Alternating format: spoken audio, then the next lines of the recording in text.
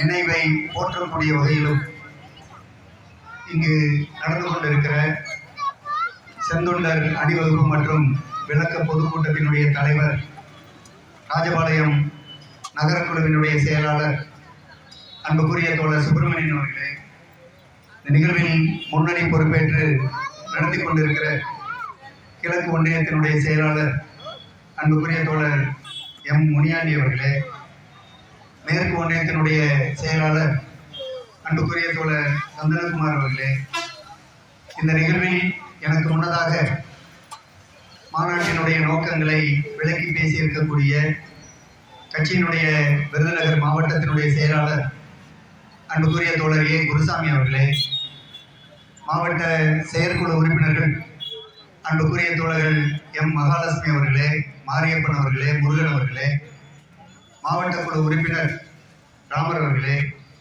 இந்த நிகழ்விலே பங்கெடுத்திருக்கிற மதிப்புமிக்க செந்தொண்டர் தோழர்களே, கட்சியினுடைய பல்வேறு பொறுப்பில் இருக்கிற தோழர்களே, பெரியோர்களே, நண்பர்களே, உங்கள் அனைவருக்கும் எங்களது கட்சியின் சார்பில் வணக்கத்தை தெரிவித்துக் கொள்கிறேன்.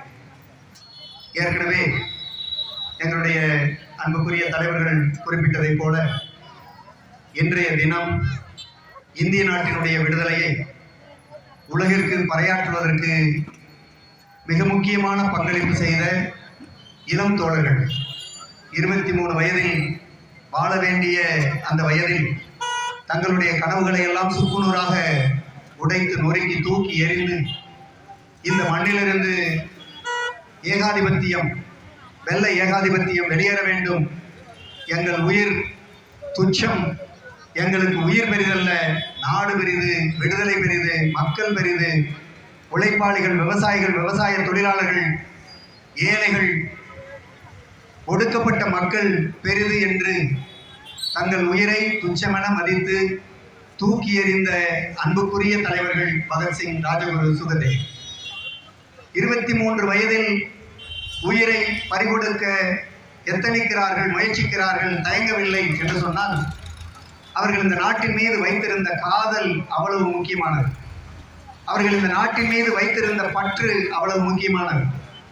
இந்தியா என்கிற இந்த நாடு விடுதலை பெற்றால் பகத்சிங் தன்னுடைய தம்பிக்கு ஒரு கடிதத்திலே எழுதுகிற போது, கவலைப்படாதே தம்பி, நேற்று என்னை நீ சிறைச்சாலையிலே சந்தித்துவிட்டு கண்ணீர் மல்க சென்றாய், அழுது சென்றாய், உன் கண்களில் இருந்து கசிந்த நீர் என்னை வதைக்கிறது.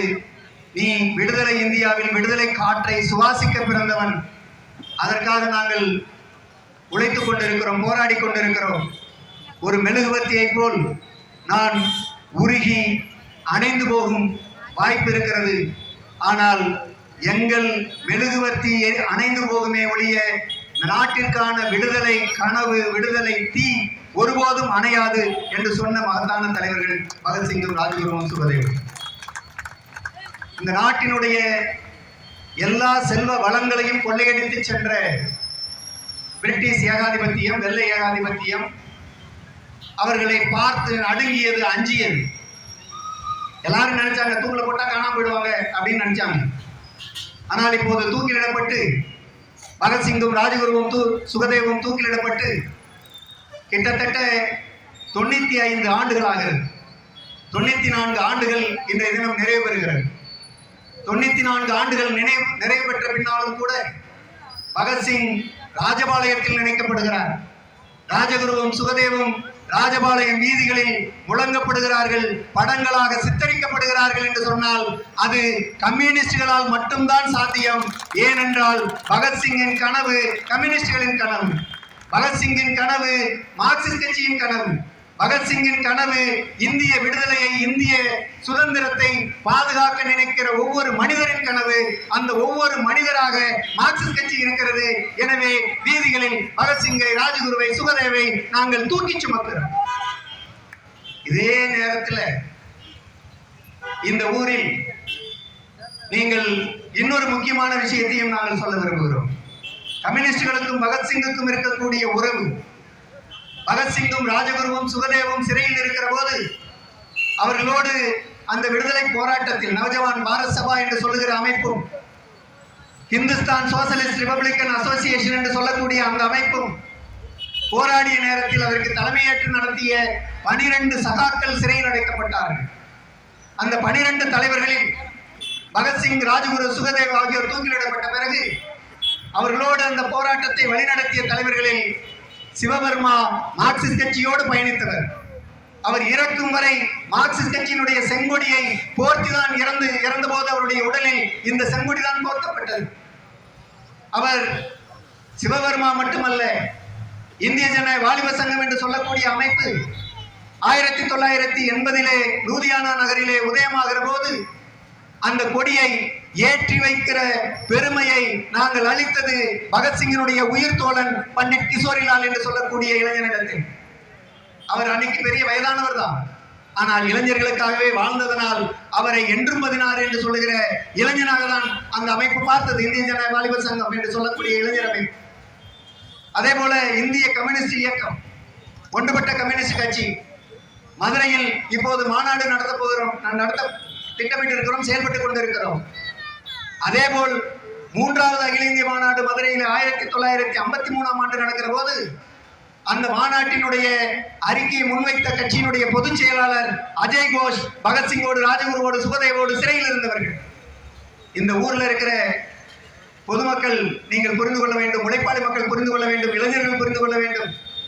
கம்யூனிஸ்ட் இயக்கம் ஏகாதிபத்திய எதிர்ப்பில், வகுப்புவாத எதிர்ப்பில், நவ தாராளமய பொருளாதார கொள்கை எதிர்ப்பில், சாதிய ஒடுக்குமுறைக்கு எதிரான போராட்ட களத்தில் முன்னிற்கக்கூடிய மகத்தான இயக்கமாக இன்றைக்கும் இருக்கிறது என்று சொன்னால் மார்க்சிஸ்ட் கட்சி படித்துக் கொண்ட இந்திய கம்யூனிஸ்ட் இயக்கம் படித்துக் கொண்ட இந்திய விடுதலை போராட்டத்தோடு இணைந்த அந்த பாரம்பரியம் முக்கியமானது. யாருக்காவது தெரியுமா இந்த வரலாறு? வரலாறு தெரியாத பலர், அல்லது வரலாற்றை திரித்துக் கொண்டிருக்கிற பலர், அல்லது வரலாற்றுக்கு துரோகம் செய்து கொண்டிருக்கக்கூடிய பலர், குறிப்பாக RSS அமைப்பு, மார்க்சிஸ்ட் கட்சி என்று சொன்னால் இங்கே எண்ணிக்கையை பற்றி தோழர் குருசாமி சொன்னார். எண்ணிக்கை இங்கு முக்கியமல்ல. பிரிட்டிஷ் ஏகாதிபத்தியத்தினுடைய கண்களில் விரலை விட்டு ஆட்டிய மகத்தான இயக்கம் செங்கொடி இயக்கம். அந்த பெருமை எங்களுக்கு உண்டு. காவி கும்பலுக்கு உண்டா? RSSக்கு உண்டா? எங்கள் தோழர்கள் பஞ்சு மார்க்கெட்டிலிருந்து இந்த செந்தொண்டர்கள் அணிவகுத்து வந்தாங்க. மழை கொட்டியது. யாரும் மழையை கண்டு அஞ்சல. மழையை கண்டு மட்டுமல்ல, போலீஸை கண்டும் இந்த இயக்கம் ஒருபோதும் அஞ்சியதில்லை. நேற்றைக்கு முந்தின நாள் எங்கள் இயக்கத்தினுடைய, எங்கள் மாநிலத்தினுடைய மாநில குழு செயலாளர் தோழர் சண்முகம், தோழர் ரவீந்திரன், இன்னும் பல தலைவர்கள் கடலூர் மாவட்டத்தில் காவல்துறை நடத்திய போராட்டத்தை காவல்துறை அடக்க நினைத்த போது அதற்கு எதிராக கிளர்ந்தெழுந்தவர்கள், நாங்கள் என்ன பொறுப்பில் இருக்கிறோம், எங்களை இப்படிதான் நடத்த வேண்டும் என்று எதிர்பார்க்கக்கூடியவர்கள் அல்ல. மக்களுக்கான இயக்கத்தில் இருப்பவர்கள், மக்களை போல் எங்களையும் நடத்து, எங்களை போல் மக்களையும் நடத்து என்ற போராட்டத்தை நடத்தியவர்கள் தான் எங்கள் கம்யூனிஸ்ட் தலைவர்கள். மழை பெய்து நடந்து வர்றாங்க, பயணித்து வர்றாங்க, கொட்டுது மழை. எங்க தோழர்கள் மழையா நாங்களா பார்க்கலாம் என்று வீர நடை போட்டு எங்களுடைய தோழர்கள் லெப்ட் ரைட் போட்டு வந்தாங்க. காரணம், பிஜேபியை லெப்ட் ரைட் வாங்குவதற்காக அவர்கள் நடந்து வருகிறார்கள். அங்கிருந்து வந்தாங்க. அங்கிருந்து நடந்து வருகிற போது மழையை கண்டு அஞ்சவில்லை. ஆனால் பிஜேபியோட வரலாறு என்ன? RSS வரலாறு என்ன?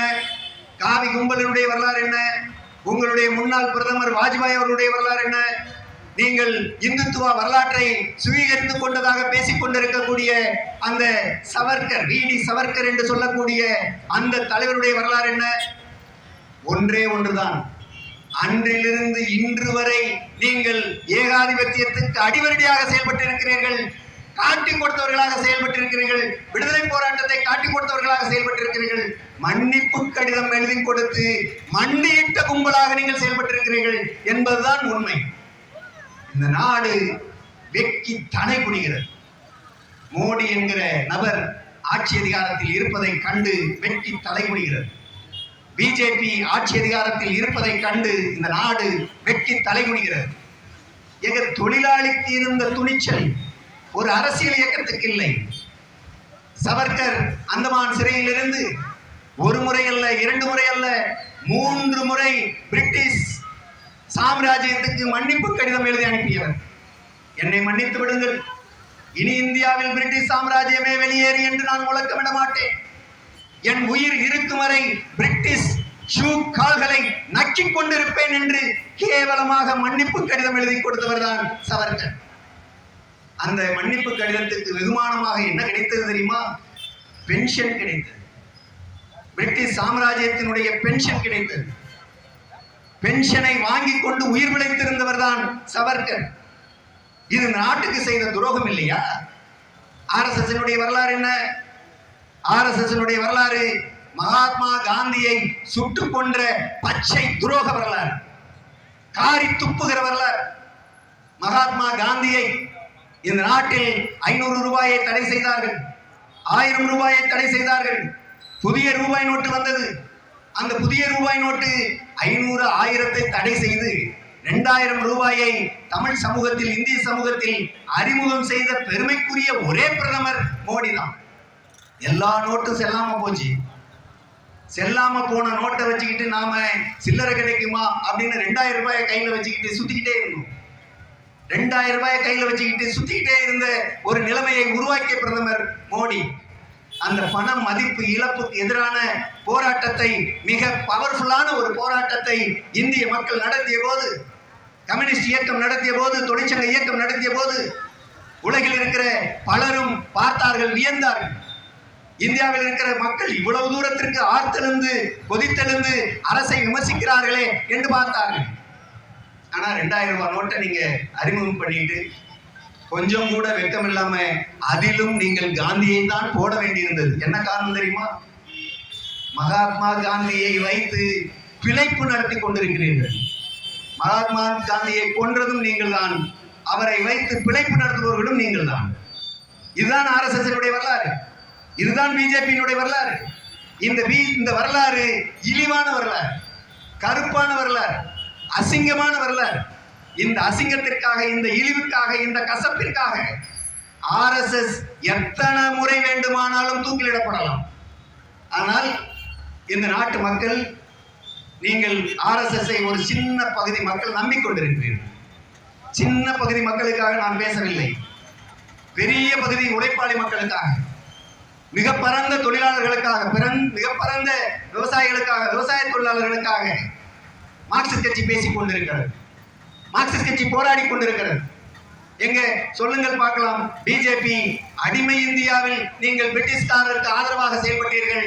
அடிமை இந்தியாவில் போராடிய விவசாயிகளை, விவசாய தொழிலாளர்களை காட்டி கொடுத்தீர்கள். அதான் உங்களுடைய வரலாறு. வாஜ்பாயை பத்தி நான் சொன்னேன்.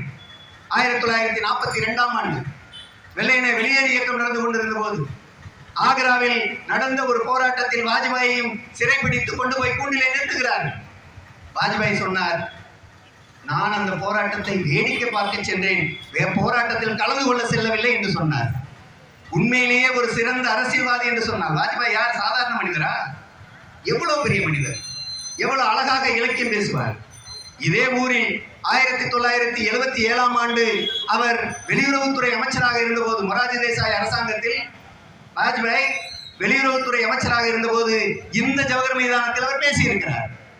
இந்த ஊரினுடைய பல சுவர்களில் காவி எழுத்துக்களில் RSS சேர்ந்தவர்கள், அன்றைக்கு பாரதிய ஜனசங்கம் என்கிற பெயரில் செயல்பட்டுக் கொண்டிருந்தவர்கள், காவி எழுத்துக்களில் AB வாஜ்பாய் என்று நீங்கள் எழுதியிருக்கிறீர்கள். நான் பள்ளி மாணவனாக அதை பார்த்திருக்கிறேன். சொல்ல முடியுமா? வாஜ்பாய் என்ன பண்ணாரு? அவர் எப்படி பேசினாருங்க? அவர் பேசிய பேச்சு அவ்வளவு பெரிய பேச்சு. அப்படி ஒரு பேச்சு பேசியவர், நாடாளுமன்றத்தில் பல பேச்சுக்களை பேசியவர், இலக்கியத்தில் புகுந்து விளையாடக்கூடியவர், இந்தி மொழியில் பண்டிட்டை போல் பேசக்கூடியவர். ஏன் அன்றைக்கு நீதிமன்றத்தில் ஐயா நானும் போராட்டத்திற்காக தான் வந்தேன் என்று சொல்லுகிற துணிச்சல் அந்த வாஜ்பாய்க்கு ஏன் இல்லை?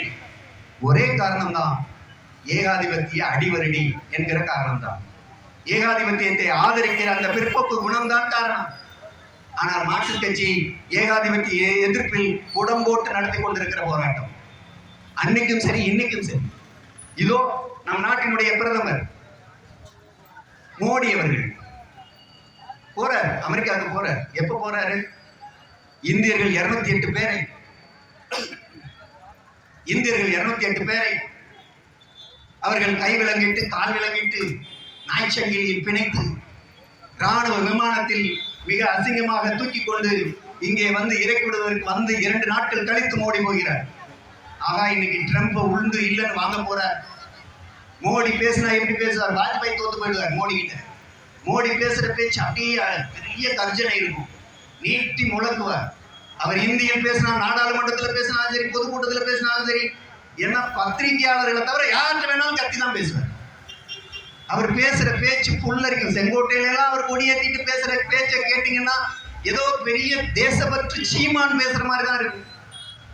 அப்படி பேசின மோடி இன்னைக்கு ட்ரம்ப் இடத்தில் போய் ஒன்று நீ வந்து பார் அப்படின்னு சொல்லி கேள்வி கேட்க போறாரு அப்படிதான் நினைச்சோம். ஆனா போய் என்ன பண்ணாரு தெரியுங்களா? அந்த 208 பேரை ராணுவ விமானத்தில் கைதிகளை போல் அசிங்கப்படுத்தி, இந்தியர்களை அசிங்கப்படுத்தி அனுப்பிய இடத்தில் மோடி போய் என்ன கேட்டாரு? ஒண்ணுமே கேட்கல. நீ அனுப்பிட்டியா? 208 பேர் தான் அனுப்பியிருக்க, 17 லட்சம் பேர் அனுப்பணும்னு சொல்ற. 17 லட்சம் பேரை மெதுவா அனுப்பு, கொஞ்சம் கொஞ்சமா அனுப்பாங்க. ஏற்கனவே இந்தியாவில இடம் பத்தலன்னு கெஞ்சிட்டு வந்திருக்கிறார். அதை விட கேவலம் என்னன்னா, இந்த அதானின்னு என் நண்பன் ஒருத்தன் இருக்கிறான். அவனுடைய முழு பெயர் கௌதம் அதானி. அந்த கௌதம் அதானி மீது அமெரிக்க நீதிமன்றம் வழக்கு போட்டிருக்கு. இந்திய நாட்டில் எரிசக்தி துறையை, அதுவும் குறிப்பாக சூரிய ஒளி எரிசக்தி துறையை அவர் மிக மோசமாக ஊழல் செய்து மாட்டிக்கொண்டார். அதை அமெரிக்க உளவுத்துறை கண்டுபிடித்து விட்டது. அமெரிக்க உளவுத்துறை இதன் மீது வழக்கு போட்டால் எங்கள் முதலாளி, இந்திய பெருமுதலாளி கௌதம் அதானி தப்ப முடியாது. எனவே அவர் மீது போட்டிருக்கிற வழக்கை வாபஸ் வாங்கன்னு கேட்டுக்கிட்டாரு. அவர் அங்கிருந்து திரும்பின 2வது நாள் கௌதம் அதானி மீது போடப்பட்ட நீதிமன்ற வழக்குகளை அங்க இருக்கக்கூடிய அதிபர் ட்ரம்ப் ரத்து பண்றார். இன்னைக்கு வரைக்கும் யாருடைய ஆளு இந்தியாவுடைய பிஜேபி? ஏன் இதை எதிர்த்து RSS பேசல? மோகன் பகவத் இதை ராஜபாளையத்துக்கு வந்திருக்காரா என்னன்னு எனக்கு நினைவில்லை. ஆனா அவருடைய பல்வேறு சிஷிய கோடிகள் இங்க வந்து போறாங்க. ராஜபாளையம் நகர்ல ஏராளமான RSS பிரமுகர்கள் இருக்கிறாங்க ஏராளமா. இந்த ஏராளமான பிரமுகர்கள் என்னைக்காவது உங்கள் RSS சார்பில் இந்த நாடு என்ன சொல்றீங்க? நீங்க இந்தியாவே, இந்துவே, இந்து பொருளை வாங்கு சொல்றீங்கல்ல. நேற்று சொன்னீங்க, இப்ப சொல்லல. இந்த 11 வருஷமா நீங்க சொல்லல. உங்களுக்கு சொல்ற முதுகெலும்பெல்லாம் உடஞ்சு போச்சு, தகர்த்து போச்சு. ஏன்னா ஏகாதிபத்தியம் உங்களுடைய முதுகெலும்பை அடித்து நொறுக்கிட்டு இருக்குது. நீங்களும் அன்னைக்கு முதுகெலும்பு இருப்பது போல நடிச்சீங்க. இப்ப ஏகாதிபத்தியத்திடம் மண்டியிட்டு உங்களுக்கு முதுகெலும்பே இல்லாத புழுக்களாக போயிட்டீங்க. எடப்பாடி அம்மையார் கிட்ட ஊர்ந்து போனாருன்னா, ட்ரம்புக்கு முன்னாடி உங்களுடைய பிஜேபியும் RSSம் ஊர்ந்து போகிற RSS ஆக இருக்கு. ஏகாதிபத்தியத்திடம் மண்டியிடுகிற RSS. அவமானம். இந்த அவமானங்களை தூக்கி சுமக்கிற கட்டாயம் இந்திய மக்கள் மத்தியில் வந்திருக்கிறது. எனவே பகத்சிங்குக்கும், ராஜகுருவுக்கும், சுகதேவுக்கும் உண்மையான தேசப்பற்றாளர்கள் வீரவணக்கம் செலுத்த வேண்டும், செவ்வணக்கம் செலுத்த வேண்டும் என்று நினைத்தால் இப்போது இருக்கிற ஏகாதிபத்திய அடிவருதிகளாக இருக்கக்கூடிய பிஜேபியை, RSSஐ நீங்கள் ஒருபோதும் ஆதரிக்க கூடாது. அவர்களை தூக்கி எறிவதற்கு சபதம் ஏற்க வேண்டும். அதுதான் உண்மையிலேயே நீங்கள் பகத்சிங்குக்கும், ராஜகுருவுக்கும், சுகதேவுக்கும் செய்யக்கூடிய மரியாதையாக இருக்க முடியும். தேவைப்படுகிறது. அது மட்டும் இல்லை, இன்னைக்கு நவதாராளமய பொருளாதார கொள்கை மார்க்சிஸ்ட் கட்சி மாநாடு மதுரையில் நடக்க போகுது. எதுக்கு நடக்க போகுது? எங்க வீட்டு விஷயத்தை பேசுறதுக்கு நடத்த போறோம். இதோ மதுரை நேற்றுக்கு சென்னையிலே ஒரு பிஜேபி அல்லாத முதலமைச்சர்களுடைய மாநாடு நடந்திருக்கு. எதிர்கட்சி தலைவர்களுடைய மாநாடு நடந்திருக்கு. மாநில உரிமையை பாதுகாப்பதற்காக பேசிட்டு இருக்கிறாங்க. மாநில உரிமை மட்டுமல்ல, தொகுதி வரையறை பற்றி பேசிட்டு இருக்கிறாங்க. எங்க எந்த நாட்டிலாவது இப்படியான ஒரு கொடுமை உண்டா? நீங்க மக்கள் தொகையை கட்டுப்படுத்துன்றாங்க. நம்மால மக்கள் தொகையை கட்டுப்படுத்தினாங்க. நாம் இருவர் நமக்கு இருவர். நாம் இருவர் நமக்கு எதற்கு இன்னொருவர்னு இப்ப கேட்கிறோம். நாம் இருவர் எதற்கு நமக்கு இன்னொருவர்னு கேட்கிறோம். குழந்தைய பெற்றுக்காதன்னு சொல்ற அளவுக்கு தமிழ்நாட்டுல, கர்நாடகால, மகாராஷ்டிரால, வேறு சில மாநிலங்கள்ல போதும் நாம் இருவர் நாமே இருவர் இருந்துட்டு போலான்னு சொல்ற அளவுக்கு வந்துட்டு இருக்கான். போதா குறைக்கு இந்த ஜங்க் ஃபுட்டு சாப்பிட்டுட்டு, ஜங்க் ஃபுட்டுன்னா என்ன தெரியுங்களா? இந்த பாக்கெட் ஃபுட்டு, இந்த ஐட்டமா சாப்பிட்டு நம்மால் அவனுக்கு குழந்தை பிறக்கிறது இல்லை, கர்ப்பம் தரிக்கிறதுக்கு வாய்ப்பு இல்லை, உட்காந்துட்டே வேற இருக்கிறான், ஸ்கூல்லே இருக்கிறது இல்லை. முன்னாடிலாம் ஸ்கூலுக்கு போனால் ஸ்கூல் கிரவுண்டில் விளையாடுவோம். இப்போ ஸ்கூலுக்கு போனால் ஸ்கூல் கிரவுண்டு கிடையாது. எந்த ஸ்கூல்லையும் கிரவுண்டு கிடையாது. கட்டணம் மட்டும்தான் இருக்கு. படிக்க வேண்டிய காலம் பூரா படிச்சுட்டு வேலைக்கு போன பிறகு காலையில ஒரு ஜிம்முக்கு போறான், சாயந்தரம் ஒரு ஜிம்முக்கு போறான். ஏன்னா விளையாட வேண்டிய காலத்துல விளையாடாம சம்பளம் வாங்கி போய் எக்ஸசைஸ் பண்ண வேண்டியிருக்கு. இதுதான் இன்னைக்கு இருக்கிற இளம் தலைமுறைக்கு இருக்கிற கஷ்டம். நான் என்ன சொல்ல வர்றேன்னா, இந்த குடும்ப கட்டுப்பாடு செய்து கொண்ட மக்களுக்கெல்லாம் இப்போது பிஜேபி அரசு செய்யக்கூடிய துரோகம், நீங்க உங்களுக்கு தொகுதி ஒதுக்கீட்டில் உங்கள் நாட்டினுடைய மக்கள் தொகைக்கு ஏற்ப, உங்க மாநிலத்தினுடைய மக்கள் தொகைக்கு ஏற்பதான் கிடைக்கும். இப்ப நமக்கு உத்தரப்பிரதேசத்துக்கு கூடுதலா கிடைக்கும், பீகாருக்கு கூடுதலா கிடைக்கும், மத்திய பிரதேசம் கூடுதலா கிடைக்கும், சண்டிகருக்கு கூடுதலா கிடைக்கும், சத்தீஸ்கருக்கு கூடுதலா கிடைக்கும், ஜார்க்கண்டுக்கு கூடுதலா கிடைக்கும், மகாராஷ்டிரா கூடுதலா கிடைக்கும், குஜராத்துக்கு கூடுதலா கிடைக்கும், ராஜஸ்தான் கூடுதலா கிடைக்கும். எல்லாம் பிஜேபி ஆளுற மாநிலங்களுக்கு கூடுதலா கிடைக்கும். ஏன்னா அவனுக்கும் மக்கள் தொகைக்கும் கட்டுப்பாடுக்கு சம்மந்தம் கிடையாது. அங்க என்ன, யார் எந்த மதத்தை சார்ந்தவர்கள் இருக்கிறார்கள் என்று பார்க்க முடியும். கல்வி இல்ல, அங்க வந்து போதுமான அளவுக்கு தேவைகள் இல்லை, சமூக வளர்ச்சி இல்லை, புரிதல் இல்லை, கல்வி இல்லை, வேலை இல்லை, விவசாய வேலையை மட்டுமே நம்பி இருக்க வேண்டியிருக்கு. ஆனால் மக்கள் தொகை பெருகிறது. அப்ப இப்படியான ஒரு சூழ்நிலை அங்க இருக்கக்கூடிய மக்களுக்கு கூடுதல் தொகுதி கிடைக்கும். இப்ப எதிர்த்து நேற்றைக்கு மாநாடு நடந்திருக்கு. அதை போன்ற ஒரு மாநாட்டை மார்க்சிஸ்ட் கட்சி, தமிழ்நாட்டினுடைய முதல்வர், கேரள மாநிலத்தினுடைய முதல்வர் பினராயி விஜயன், அதே போல கர்நாடக மாநிலத்தினுடைய வருவாய்த்துறை அமைச்சர் கிருஷ்ண பைரே கவுடா, இப்படியான தலைவர்கள் பங்கெடுக்கக்கூடிய ஒரு கருத்தரங்கத்தை மார்க்சிஸ்ட் கட்சி மாநாட்டில் நாங்கள் நடத்துகிறோம். ஜார்க்கண்ட் முதல்வர் ஹேமந்த் சோரன், பஞ்சாப் முதல்வர் பகவத் சிங் மான், இவர்கள் எல்லாம் பங்கெடுப்பதற்கு நாங்கள் 2 நாட்களில் சொல்லுகிறோம் என்று பேசிக் கொண்டிருக்கிறார். என்ன காரணம்? மார்க்சிஸ்ட் கட்சி முன்னெடுக்கக்கூடிய மிக முக்கியமான அரசியல் விவாதங்களில் ஒன்று மாநில உரிமை சம்பந்தப்பட்டது. மாநில உரிமைனா எப்படி கிடைக்கும்? இப்ப தமிழ்நாட்டுக்கு கல்விக்கான ஒதுக்க வேண்டிய நிதியை பிஜேபி அரசு ஒதுக்கல. இந்த நிர்மலா சீதாராமன் நம்முடைய ஒன்றிய நிதியமைச்சர், அவ்வளோ பெரிய பொறுப்பில் இருக்கிற ஒரு பெரிய படித்த, பொருளாதாரம் படித்த ஒரு அம்மா, அவங்க சொல்றாங்க, தமிழ்நாடு அரசு தேசிய கல்விக் கொள்கையை ஒப்புக்கொண்டால்தான் உங்களுக்கு நிதி கொடுக்க முடியும். எப்படி சவர்கர் பிரிட்டிஷ் ஏகாதிபத்தியத்திடம் மண்டியிட்டால் பென்ஷன் கிடைக்கும்னு சொன்னானோ, அதுபோல மாநில அரசுகள் எல்லாம் நீ எங்களிடத்தில் அடிமை சாசனம் எழுதி கொடு, உனக்கு நாங்கள் நிதி ஒதுக்குகிறோம் என்று சொல்லுகிற ஒரு பெரிய பேரரசு உணர்வில் நிர்மலா சீதாராமன் பேசுகிறார். ஒரு பெரிய எம்பரரா நீங்க? அந்த காலத்து மௌரிய பேரரசு, அந்த காலத்து அசோக சக்கரவர்த்தி, அந்த காலத்து பெரிய பெரிய பேரரசர்கள் இப்போது மோடியின் உருவிலே வந்து கொண்டிருக்கிறார். எப்படி ஏற்க முடியும்? தமிழ்நாடு எப்படி ஏற்றுக்கொள்ள முடியும்? கேரளா எப்படி ஏற்றுக்கொள்ள முடியும்? இதர பிஜேபி அல்லாத மாநிலங்கள் எப்படி ஏற்றுக்கொள்ள முடியும்? வேற்றுமையில் ஒற்றுமை காணுகிற இந்த நாடு இத்தகைய பொருளாதார கொள்கை எப்படி ஏற்றுக்கொள்ள முடியும்? சொல்லுவது மார்க்சிஸ்ட் கட்சி, அது குறித்து விவாதிப்பது மார்க்சிஸ்ட் கட்சி. எனவே மார்க்சிஸ்ட் கட்சி மாநாட்டில் இந்த நான் பிஜேபி கவர்மெண்ட் எம்பிக்கள், நான் பிஜேபி கவர்மெண்ட் சிஎம் எல்லாம் பங்கெடுக்கக்கூடிய ஒரு மாநாட்டை நாங்கள் நடத்துகிறோம். ஒரு கருத்தரங்கு நடத்துகிறோம். இது வெளியில நடக்க போகுது, பொதுக்கூட்டம் வெளியில நடக்க போகுது. எங்களிடத்துல வந்து கேட்டாங்க, ஏன் சார் சிஎம் வர்றாரு உள்ள அரங்கம், நமக்கு அரங்கத்துல இந்த இடத்துல சிஎம் உட்கார்றாருன்னா இங்க வந்து ஒரு கிரீன் ரூம் வேணும், கிரீன் ரூம். என்னையா கிரீன் ரூம்? எதுக்கு கிரீன் ரூம்? இல்ல முதலமைச்சர் அவர் இங்க உட்கார்றாருன்னா இந்த இடத்துல கண்டிப்பாக உள்ளேயே அட்டாச்சு பாத்ரூம் அது இதெல்லாம் வேணும். அதெல்லாம் வேண்டியது இல்லை. எங்க முதலமைச்சர் அதை பத்திலாம் கேட்க மாட்டாரு. நாங்க வெளியில ஏற்பாடு பண்றோம், வெளியில பண்ற கருத்தரங்கத்துக்கு அதெல்லாம் ஏற்பாடு பண்றோம். உள்ள பண்றதுக்கு எங்க கட்சி தலைவர் பினராயி விஜயன், அவர் ஒருபோதும் சிஎம் அல்ல. எங்க மாநாட்டு அரங்கத்தில் அவர் மாநாட்டு பிரதிநிதி, மாநாட்டு தலைவர், எங்க கட்சியினுடைய தலைவர். அந்த இடத்துல அவர் சிஎம் இல்ல அப்படின்னு சொன்னா அந்த போலீஸ்காரர் ஆச்சரியமா பாக்குறாரு. சார் நீங்க என்ன சார் பேசுறீங்க அப்படின்றாரு. இதுதாங்க எங்க ஏற்பாடு, நீ வெளியில பாத்துக்கோ, உன் போலீஸே உள்ள தேவையில்லை, நாங்க பாத்துப்போம், எங்க சொந்தர்கள் பாத்துப்பாங்க, எங்களுக்கு பாதுகாப்பு எங்கள் செந்தொண்டர்கள் பாத்துப்போம். கிரீன் ரூம்லாம் இல்ல, பின்னாடி ரூம் இருக்கு, அந்த ரூம் போய் பாரு, வந்து பாரு. சார் ஒரு வயசு இருக்கு சார், வயசு அதிகம் சார், பார்த்து பாருங்க, நீங்க போங்க அப்படின்னு சொல்லி அனுப்பிடுவோம். இதுதான் மார்க்சிஸ்ட் கட்சி மாநாடு.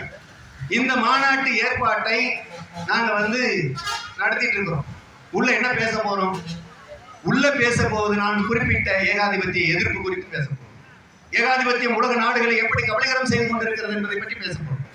எப்படி நீங்க அமெரிக்கா என்கிற அந்த நாடு இன்னைக்கு சொர்க்கபுரி என்று சொல்லப்படுகிறது என்று சொன்னால் அதற்கு காரணம் இந்தியனுடைய உழைப்பு இல்லையா? எங்க சொல்லு, ட்ரம்ப் சொல்லு, உன் நெஞ்சில கை வச்சு, உன் மார்புல கை வச்சு, உன் இதயத்தில் கை வைத்து ட்ரம்ப் சொல்லு பார்ப்போம், டொனால்டு ட்ரம்ப் சொல்லு பார்ப்போம். சுனிதா வில்லியம்ஸ் யாரு? எங்க சுனிதா வில்லியம்ஸ் இந்தியர். சுனிதா என்கிற பெண் இந்திய பெண்மணி. அந்த இந்திய பெண்மணி இந்தியாவிலிருந்து அவருடைய தந்தையோடு தாயோடு அங்கே பிறந்தவர், அங்கே வளர்ந்தவர், அங்கே கல்யாணம் பண்ணவர். வில்லியம்ஸை கல்யாணம் செய்துக்கிட்டாரு. அதனால சுனிதா வில்லியம்ஸ் ஆனாரு. இன்னைக்கு வந்து ராக்கெட்ல போய் வந்திருக்கிறார். விண்வெளி நாசாவுக்கு போயிட்டு வந்திருக்கிறார். நாசால 296 நாட்கள் தங்கி இருந்து திரும்பி இருக்கிறார். கிட்டத்தட்ட 7-8 மாதங்கள் 9 மாதங்கள் அங்கே தங்கியிருந்து திரும்பி இருக்கிறார். உலகத்தில் விண்வெளியில் பயணம் செய்து 640 நாட்களுக்கு மேல் தங்கியிருந்தவர் ஒரு அமெரிக்க பெண்மணி. அதற்கு அடுத்ததாக ஒரு இந்திய பெண்மணி, இந்திய வம்சாவளியை சார்ந்தவர். அமெரிக்காவில் இந்த சாதனையை பண்ணதுக்கு அந்த நாசா விண்கலத்தில் இப்படியேப்பட்ட இயற்பியல் சார்ந்த துறையிலே பல்வேறு பங்களிப்பை செய்வதற்கு இந்தியர்கள் காரணம் இல்லையா? ட்ரம்பால சொல்ல முடியுமா? இன்னைக்கு சுந்தர் பிச்சை யாரு? இந்த ஊர்காரங்க நீங்க சொல்லுங்க, சுந்தர் பிச்சை யாருங்க? இந்த ராஜபாளையத்திலிருந்து எனக்கு தெரிஞ்சு குறைந்தபட்சம் ஒரு 150-200 பேர் அமெரிக்காவில் இருக்கிற நகரங்கள்ல என்ஜினியரா வேலை செஞ்சுட்டு இருக்கிறான். ஆண்களும் பெண்களும். எனக்கு தெரிஞ்சு 200-250 பேர். அது இல்லாம எப்படி ஒரு 500 பேர் இருக்கும், எனக்கு தெரியாம இருக்கலாம்ல. ஒரு 500-1000 பேர் இந்த ராஜபாளையம் நகரத்திலிருந்து அமெரிக்காவில் வாழ்ந்துட்டு இருக்கிறான். அமெரிக்காவில் சாப்ட்வேர் இன்ஜினியர், அமெரிக்காவில் ஹார்ட்வேர் இன்ஜினியர், அமெரிக்காவில் பல்வேறு இயற்பியல் துறை விஞ்ஞானிகள் வேலை செய்கிறார்கள் என்று சொன்னால், அந்த ஏகாதிபத்தியம் இன்றைக்கு மஞ்சள் குடித்துக் கொண்டிருக்கிறது என்று சொன்னால் அதற்கு காரணம் இந்தியர்கள் இல்லையா? சுந்தர் பிச்சை யாரு? சுந்தர் பிச்சை இந்தியர், தமிழ்நாட்டை சேர்ந்தவர். அது குறித்து நாங்கள் பெருமைப்படுகிறோம். ஆனால் அமெரிக்கா பெருமைப்படல. வேறு பல்வேறு ஆட்கள், இன்னும் பல்வேறு ஆட்கள், இவர்கள் எல்லாம் இந்தியாவை சேர்ந்தவர்கள் அங்கே போய் இருக்கிறாங்க. பெரிய முதலாளியா இருக்கிறாங்க.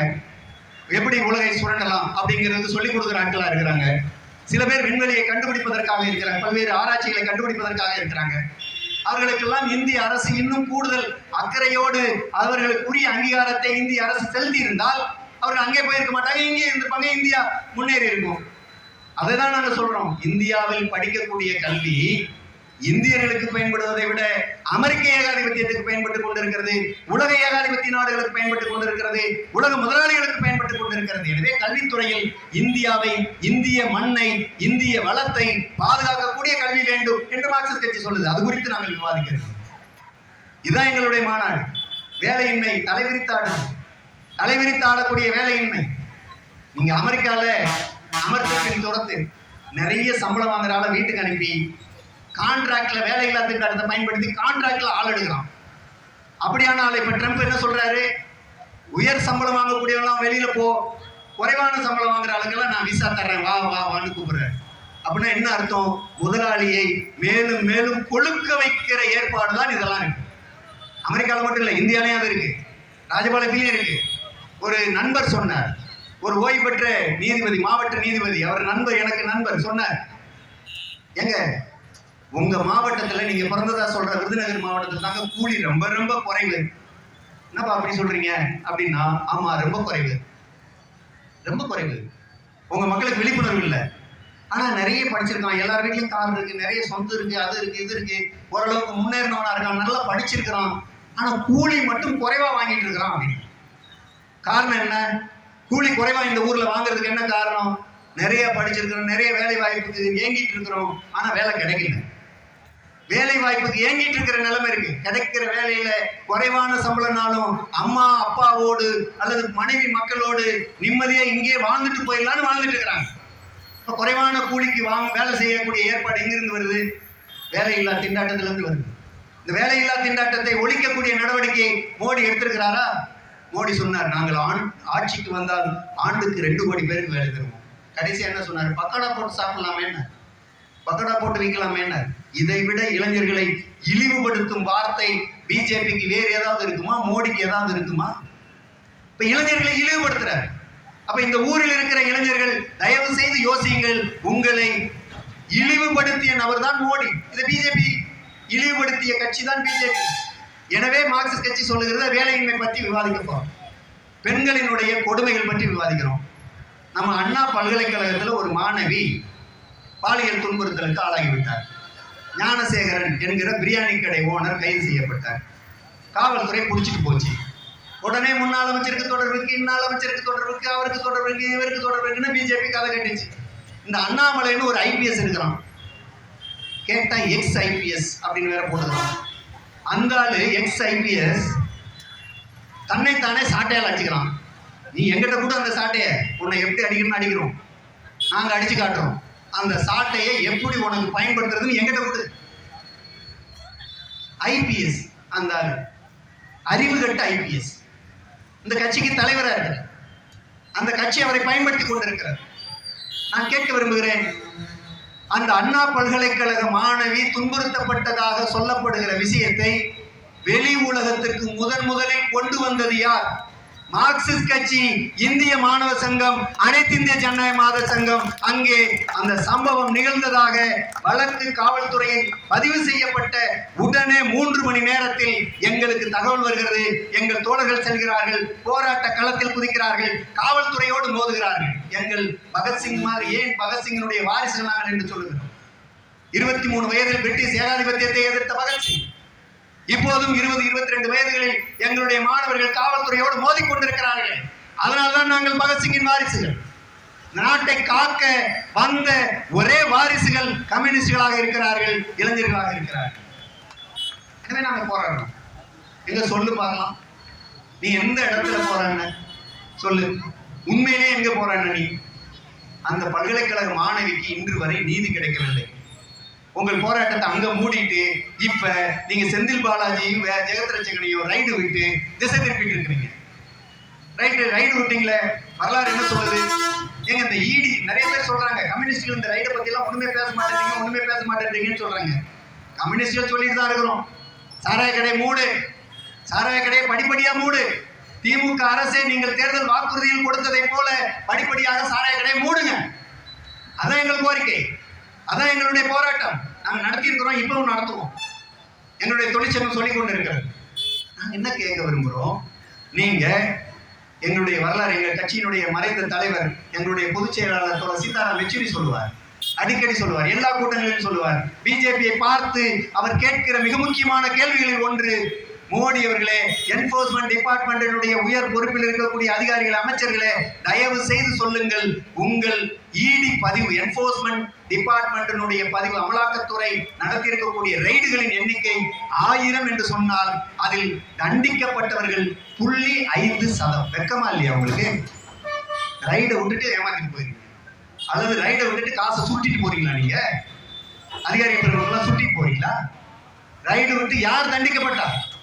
ரைடு விட்டதோட சரி, அந்த ரைடு கூட எங்க விடுறீங்க?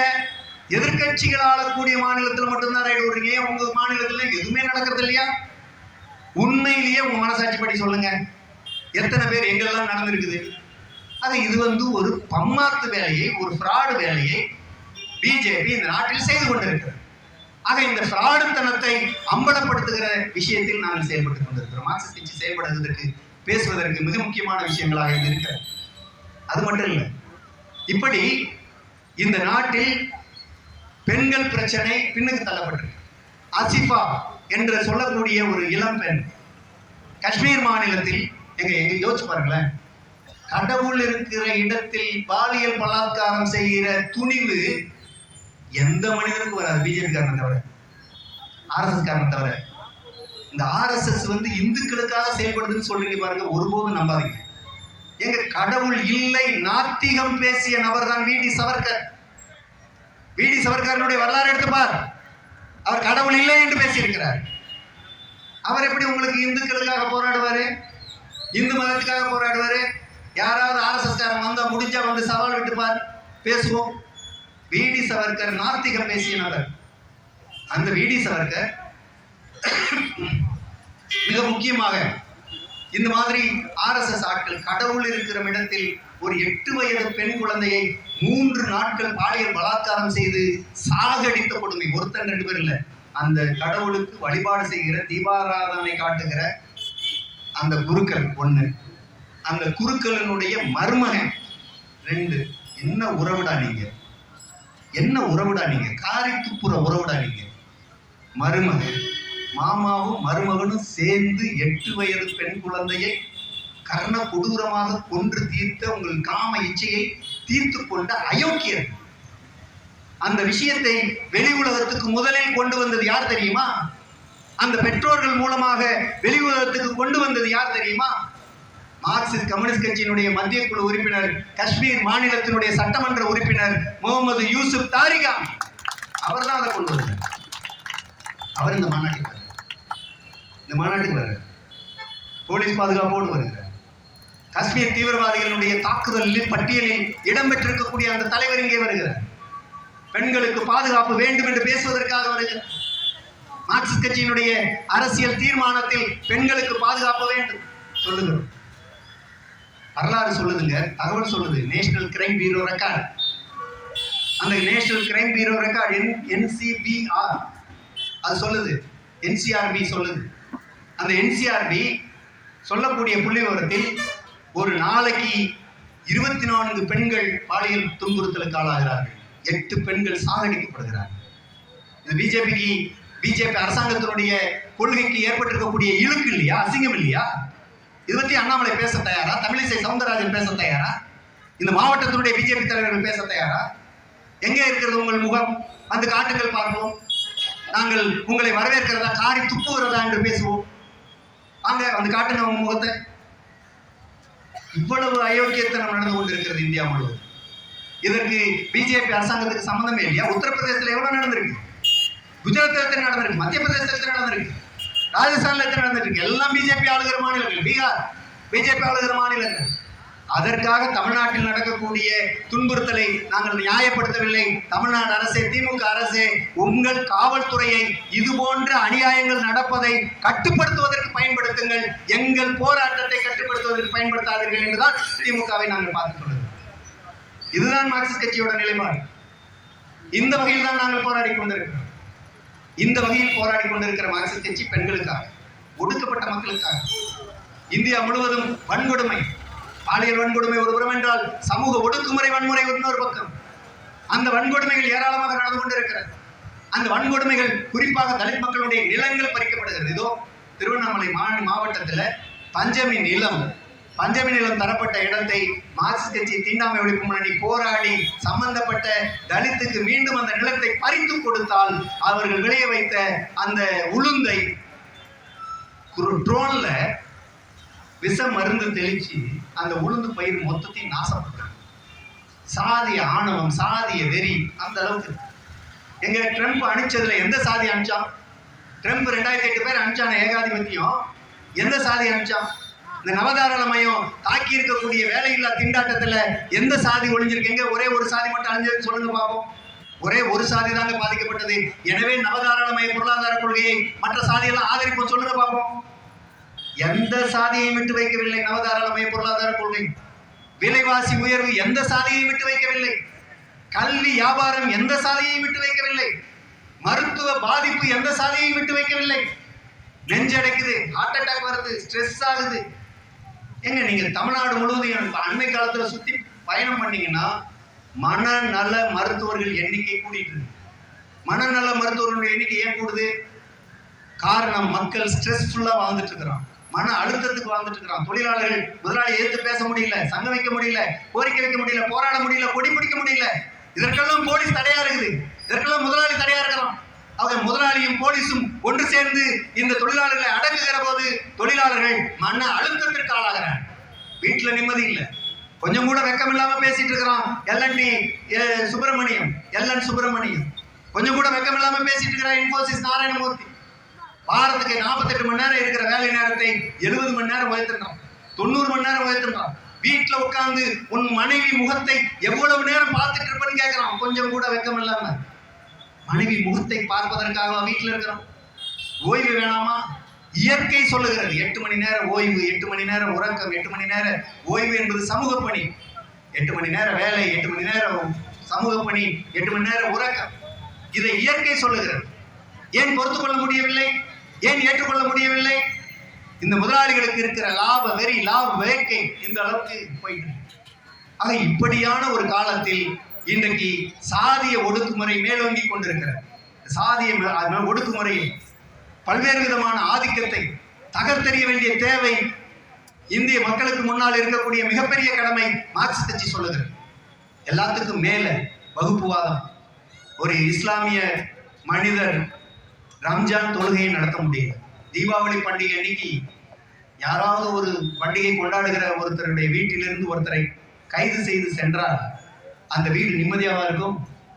நரகாசுரனை கொன்ற புராணத்தை போல் இந்த போலீஸ்காரனை கொல்ல முடியுமா என்று நினைப்பதாக தானே அந்த வீடு இருக்கும். ஒரு பண்டிகையின் போது கைது செய்யப்படுகிறார். ஏன் தீபாவளி பண்டிகை போகணும்? பொங்கல் அன்னைக்கு ஏன் பொங்கலுக்கு போகணும்? உங்க ஊர் திருவிழா அன்னைக்கு, உங்க கோவில் திருவிழா அன்னைக்கு, உங்கள் கோவில் திருவிழா அன்றைக்கு நடக்கிற போது உங்கள் வீட்டருகில் வந்து காவல்துறை உங்கள் வீட்டில் அட்டுழியம் செய்தார். எப்படி பொறுத்துக் கொள்ள முடியாதோ, எப்படி ஏற்றுக்கொள்ள முடியாதோ, அதுபோல் ஒரு இஸ்லாமியருடைய வீட்டில் அவர் தொழுது கொண்டிருக்கிற ரம்ஜான் பண்டிகையின் போது அவருடைய வீட்டில் சென்று காவல்துறை இம்சை கொடுப்பது, துன்புறுத்துவது, துயரம் செய்வது, கைது செய்வது அத்துமீறல் நடவடிக்கை என்பதுதான் உண்மை. அந்த அளவுக்கு உங்களுக்கு அதிகாரத்தை யார் கொடுத்தா? இஸ்லாமியர்களை மீது ஒரு வெறுப்பை ஏற்படுத்துகிற அரசியல் நல்ல அரசியலா? நேர்மையான அரசியலா? எங்கே நான் கேட்கிறேன், மோடி அவர்களே, இஸ்லாமியர்களுக்கு எதிராக இவ்வளவு பேசுறீங்களே, துபாய்க்கு போனீங்களே, துபாயினுடைய மன்னர் அந்த நாட்டினுடைய உயர் விருது மோடிக்கு வழங்கினார். மோடி வெட்கமே இல்லாம துபாய் மன்னரை கட்டி பிடிச்சுக்கிட்டார். துபாய் மன்னரை கட்டிப்பிடிக்க விரும்பும் மோடி ஒரு இஸ்லாமிய தொழிலாளியை வெட்டி சாகடிக்க முயற்சிக்கிறார். இதுதான் மோடி. மன்னர் இஸ்லாமியராக இருந்தால் கட்டிப்பிடித்துக் கொள்வார், இஸ்லாமியர் தொழிலாளியாக இருந்தால் அவரை பலி கொடுப்பார், அவரை காவல் கொடுப்பார், அவரை கலவரம் செய்வார், அவர் மீது லிச்சிங் என்று சொல்லுகிற மிகப்பெரிய அளவிலே ஆத்திரமூட்டி கொலை செய்கிற நடவடிக்கையில் ஈடுபடுவார். இதுதான் மோடி, இதுதான் பிஜேபி, இதுதான் RSS. ஆக இது மிக மோசமான பிரச்சனை இல்லையா? ஏன் வருகிறது? இது திசை திருப்புவதற்காக வருகிறது. வேலை இல்லை, கல்வி இல்லை, மருத்துவம் இல்லை, எங்களுக்கு சுகாதாரமான வாழ்க்கை இல்லை, எங்கள் வாழ்க்கை வசதி உயரவில்லை. நேரத்தைக்கு வந்திருக்குங்க, நேரத்தைக்கு வந்திருக்கு. 146 நாடுகள் பட்டியல். 146 நாடுகளுடைய பட்டியலில் ஒரு பட்டியல் சொல்லுகிறது, இந்தியா மகிழ்வான நாடுகள் கொண்ட பட்டியல். 146 நாடு மகிழ்வான நாடு அப்படின்னு ஒரு பட்டியல் போடுறாங்க. இந்தியா அதுல எத்தனாவது இடத்துல இருக்கு? 123வது இடத்துல இருக்கு. மோடிக்கு வெக்கமா இல்ல? பிஜேபிக்கு வெக்கமா இல்ல? இந்த நாட்டினுடைய ஆட்சியாளர் வெக்கி தலைமுடிய வேண்டாமா? நம்முடைய இந்தியா 140 கோடி மக்கள் தொகை கொண்ட நாடு. இங்கே யாரும் மகிழ்வாய் இல்லை, துன்பமாய் இருக்கிறார்கள், துயரமாய் இருக்கிறார்கள், மிகப்பெரிய அளவில் மன உளைச்சலுக்கு ஆளாகி இருக்கிறார்கள். இது குறித்து மோடி என்னைக்காவது கவலைப்பட்டிருக்கிறாரா? இந்த மாதிரி விஷயங்களை தான் வகுப்புவாதம் என்ற பெயரில் நீங்கள் இந்தியாவில் இருக்கிற உண்மை பிரச்சனைகளை திசை திருப்புறீங்க. வேலையின்மை பிரச்சனையை திசை திருப்புறீங்க, கல்வியின்மை பிரச்சனையை திசை திருப்புறீங்க, நீட்டு பிரச்சனையை திசை திருப்புறீங்க, மருத்துவ கல்விக்கான மாணவர் சேர்க்கையை திசை திருப்புறீங்க, பல்வேறு யூனிவர்சிட்டி கிராண்ட் கமிஷன் விஷயத்தில் திசை திருப்புறீங்க, பல்வேறு விஷயங்களை திசை திருப்புறீங்க. நாங்கள் இந்துக்கள், முஸ்லிம்கள், கிறிஸ்தவர்கள் என்று மோதிக்கொள்ளுகிற போது அந்த மத மோதலில் நீங்கள் குளிர் காய்ந்து கொண்டிருக்கிறீர்கள். நான் கேட்கிறேன், டொனால்ட் ட்ரம்ப் என்ன இந்துவா? அங்க போனா கட்டி பிடிச்சிக்கிறேன். டொனால்ட் ட்ரம்ப் என்ன இந்து இல்ல? நீ சொல்ற சோக்கால் இந்து இல்ல? அங்க போனா கட்டி பிடிக்கிற என்ன காரணம்? துபாய் மன்னரை போனா கட்டி பிடிக்கிற என்ன காரணம்? இப்ப சாம்சங் தொழிலாளிங்க போராடிட்டு இருந்தாங்களே, அந்த முதலாளி என்ன இந்துவா, கிறிஸ்தவனா, முதலாளி முஸ்லீமா? ஏங்க இந்த அமெரிக்கால இருந்து 208 பேரை நாடு கடத்தி அனுப்பிச்சானே, ஏன் இந்திய அரசு கொலம்பியா அதிபர் மாதிரி சொல்ல முடியல? கொலம்பியா நாட்டுக்காரன் சொன்னான், நீ அனுப்பாத ட்ரம்ப், உனக்கு உண்மையிலேயே வெளியே அனுப்பணும்னு தோணுச்சுன்னா நீ அவங்களெல்லாம் லிஸ்ட் எடுத்து வெளியில வை, அவங்களுக்கு சோறு போடு, என் விமானத்தை அனுப்புறேன், நான் எடுத்துக்கிறேன், நீ என்ன அனுப்புறது அப்படின்னு சொன்னான். முதுகெலும்புள்ள பிரதமர் கொலம்பிய பிரதமர். ஆனா இந்திய பிரதமர் என்ன சொன்னாரு? அப்படி சொல்லல. ஏன் சொல்லல? இங்க இந்தியாவுக்கு விமானமே இல்லை. இந்திய விமானம் எங்க போச்சு? டாடா கொடுத்துட்டாரு. டாடா என்ன மதம்? 55,000 கோடி ரூபாய் விமானத்தை 18,000 கோடிக்கு டாடா கொடுத்தாரு. டாடா என்ன மதம்? டாடா என்ன இந்துவா? டாடா பார்சி. நீ முதலாளியா இருந்தா மதம் பாக்குறது இல்ல. முதலாளி இந்துவா, கிறிஸ்தவனா, முஸ்லீமா, பார்சியா, சீக்கியனா பார்க்கல. அங்க போனா கட்டி குடிச்சுக்கிற. ஏழை தொழிலாளியா இருந்தா மதத்தின் பேர்ல சண்டை போட வைக்கிற. அதான இந்த நாட்டினுடைய ஆட்சி. சாதி அதை தான் செய்து, வகுப்போர் அதான் செய்து, மதம் அதை தான் செய்கிறது. எனவே இந்த விஷயங்கள் குறித்து, இந்த நவ பாசிச நடவடிக்கைகள் குறித்து மார்க்சிஸ்ட் கட்சி விவாதிப்பதற்கு தான் இந்த மாநாடு. ஆக இப்படியான பல்வேறு அடிப்படை பிரச்சனைகளை விவாதித்து பிஜேபியினுடைய நட்பு சக்திகளை, RSS அதனுடைய சித்தாந்தத்தை முறியடிக்கிற வேலையை வியூகம் வகுப்பதற்காக தான் மார்க்சிஸ்ட் கட்சி மாநாடு மதுரையிலே ஏப்ரல் 2 to 6 வரை நடைபெறுகிறது. 6ஆம் தேதி நடக்கக்கூடிய மாநாட்டில் பொதுக்கூட்டத்தில் 5 லட்சம் மக்கள் பங்கெடுக்கக்கூடிய அழைப்பை நாங்கள் விடுத்திருக்கிறோம். எங்கள் கட்சி அதற்கேற்ற வகையிலே தயாரிப்புகளை சென்னை துவங்கி கன்னியாகுமரி வரை செய்து கொண்டிருக்கிறது. மாநிலம் முழுவதும் இருந்து திரளக்கூடிய மக்கள் ஒரு பகுதி என்றால், இந்த விருதுநகரும் மதுரையும் திண்டுக்கல்லும் தேனியும் அதை சுற்றி இருக்கக்கூடிய மக்களும் பல லட்சங்களில் நீங்கள் திரள வேண்டும். அப்படி திரளுவதன் மூலம்தான் இந்த மோடி ஆட்சிக்கு கடிவாளமிட முடியும், இந்த நவதாராளமய கொள்கைக்கு கடிவாளமிட முடியும், மக்களை பிரித்து வைக்கிற மதவாத சக்திகளுக்கு கடிவாளமிட முடியும், மக்களை ஒடுக்குகிற சாதிய சக்திகளுக்கு கடிவாளம் விட முடியும். வேலையின்மையை, கல்வியின்மையை, மருத்துவமின்மையை, இதர வசதிகளின்மையை ஒழித்து கட்டுவதற்கு ஒன்று சேர்வது வர்க்கமாக இருக்கட்டும், அது தொழிலாளி வர்க்கமாக இருக்கட்டும், அதற்காக நாம் ஒன்று கூடுவோம் என்பதுதான் மதுரையில் நடக்கக்கூடிய 24வது மாநாட்டினுடைய அறைகூவல். அதற்காக தான் மாநாடு நடக்கிறது. எனவே இந்த பகுதி உழைப்பாளி மக்களை மார்க்சிஸ்ட் கட்சி சார்பில் வாருங்கள் வாருங்கள் என அறைகூவி அழைக்கிறோம். மாநாட்டை வெற்றி பெற செய்யுங்கள் என்கிற வேண்டுகோளை விடுக்கிறோம். நன்றி, வணக்கம்.